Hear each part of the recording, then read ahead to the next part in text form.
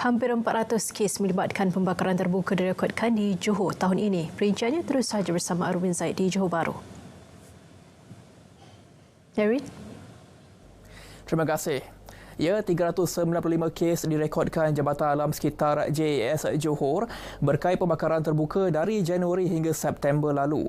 Kebanyakan kes berlaku di kawasan kejiranan melibatkan penduduk yang membuat pembakaran pada skala kecil.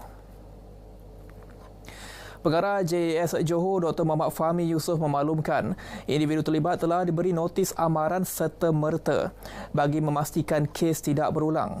Kesalahan pembakaran terbuka skala kecil boleh dikompaun sehingga RM2,000 dan denda RM500,000 jika disabit mengikut Seksyen 29A Akta Kualiti Alam Sekeliling 1974.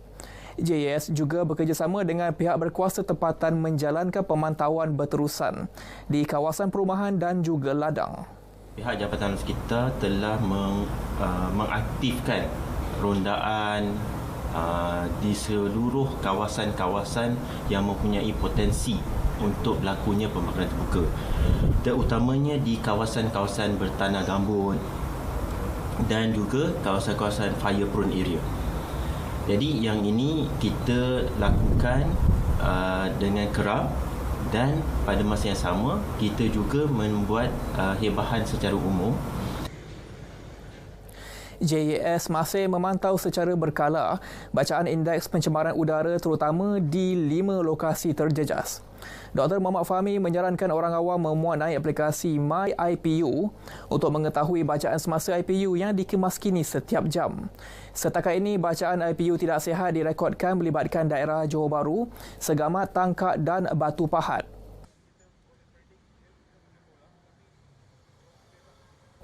Dalam pada itu, Jabatan Bomba dan Penyelamat Johor pula memaklumkan 1,698 panggilan kebakaran terbuka diterima sepanjang Januari hingga awal bulan ini. Rekod tertinggi dicatatkan pada September dengan 288 panggilan. Pengarahnya Siti Rohani Nadir menyatakan daripada jumlah itu, 1,196 adalah kebakaran di kawasan Beluka dan Lalang. Susulan itu, pemantauan di lokasi berisiko berlaku kebakaran dilakukan terutama di kawasan tanah gambut di Pontian, Muar dan Pengerang. Selain tindakan pencegahan termasuk program atau kempen melibatkan komuniti dan pelajar. Selain itu juga sebenarnya Jabatan Bomba ada mengedarkan dan juga berkongsi brosur-brosur dan risalah-risalah yang menasihatkan orang ramai supaya tidak membuat pembakaran terbuka, terutama dalam keadaan cuaca yang kering pada hari ini.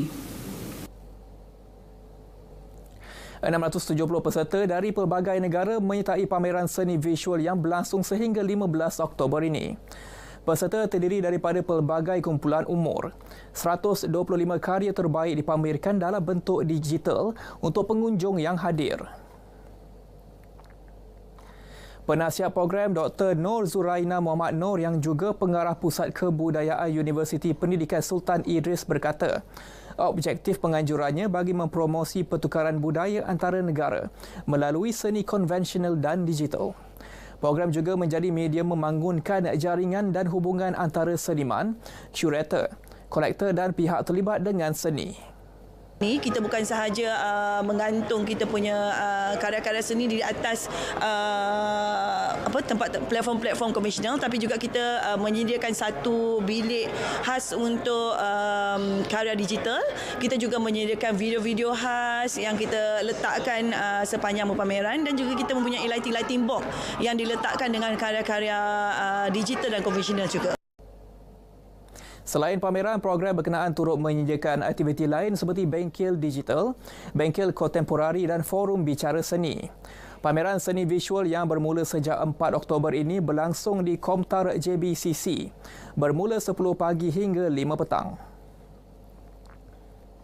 Sekian lintas langsung dari Johor pada petang ini. Untuk lagi perkembangan berita semasa, kembali semula ke Angkasa Puri Kota Media. Erwin, terima kasih atas perincian itu.